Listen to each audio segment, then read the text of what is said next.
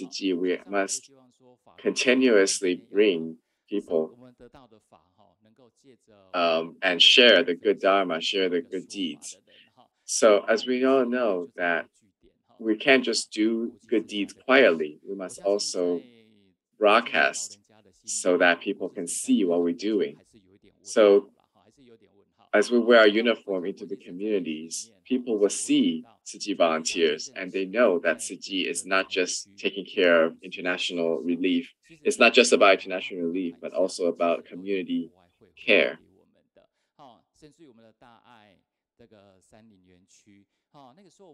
So let me share with you one of the idea about international relief.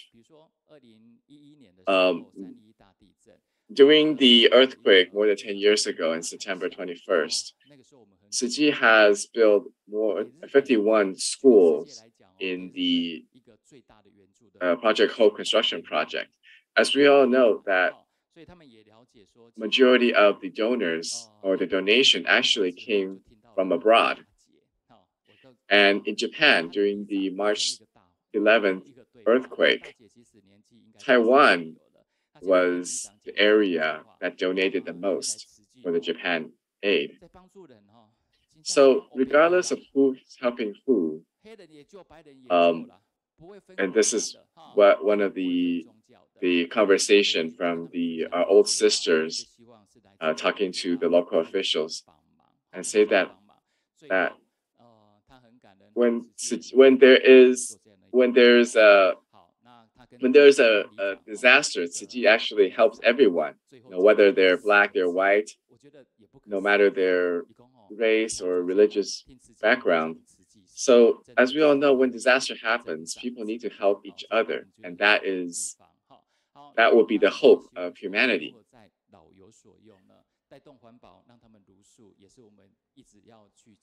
So, when the local official heard, and he was really inspired and really motivated, and he shared these 4 words that uh, he gained wisdom from sharing.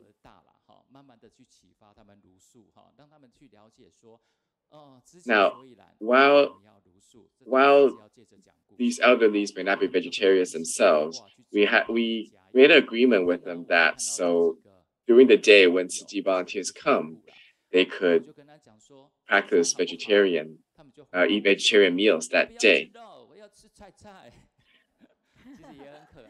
So while we're preparing the meals, we also share why we are promoting vegetarianism.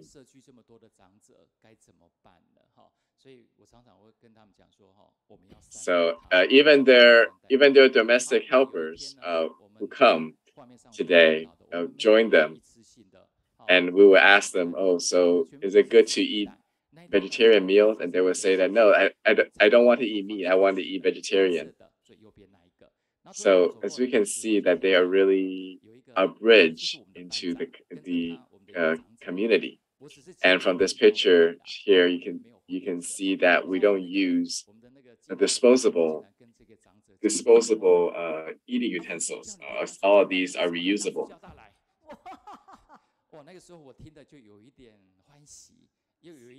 And so one time I left my box, my utensils there.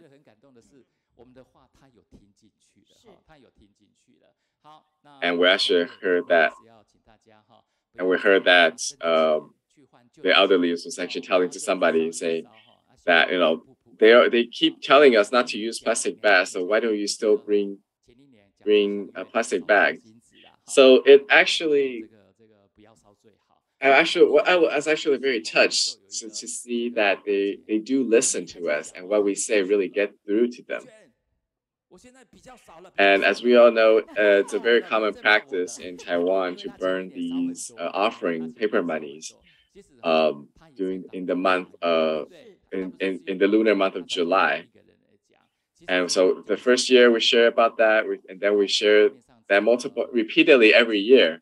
I mean, one year when we're about to tell the same story, one of the elderlies were raised his hand saying that I'm reducing.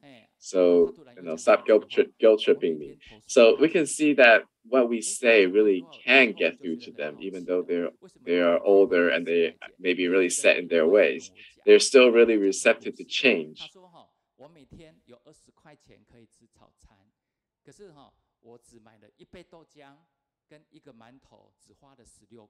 So as we hear from one of the one of the elderly is that she said that that every year she would put so every day she would put in $4 instead of $1. So we ask her like, so why did you put in $4 instead? Because she said, I have I have $20 for breakfast every day, and I only spend 16. So the remaining I put in the bamboo box. So if you come once a month, then I have $120 to give uh to master every month. Now, as we see from this older brother, he loved to drink tea, and when we were telling them to reduce plastic waste, we can see he didn't change his habit, but still he you bring his own cup. So even though he didn't change his habit, but he's still working to help reduce plastic by using his own cup. So as we see, this location has been 14 years.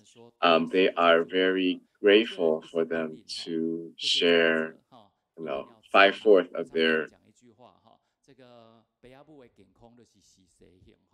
of their lifetime.